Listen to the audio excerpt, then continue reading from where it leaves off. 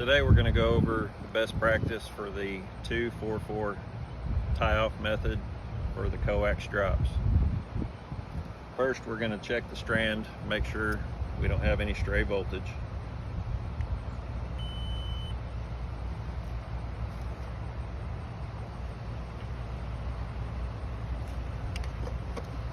Alright, this tie-off method is going to work on both styles of clamps that we use in the field.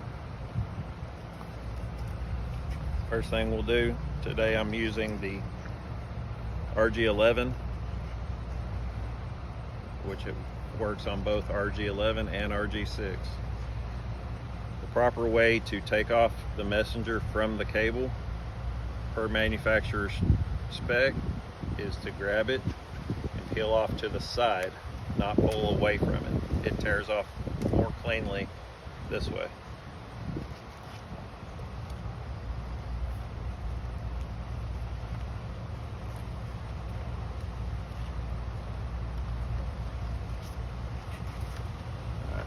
Hook your messenger on.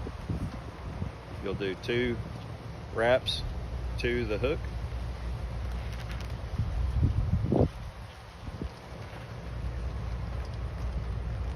One,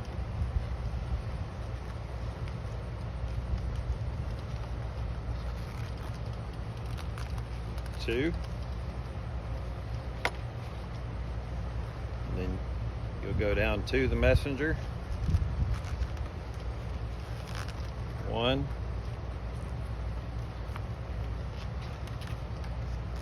2, 3,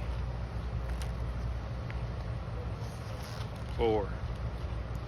Now all your weight of the drop is completely secured to the strand.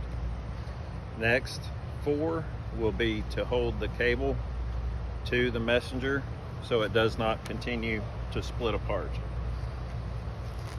1, 2, 3,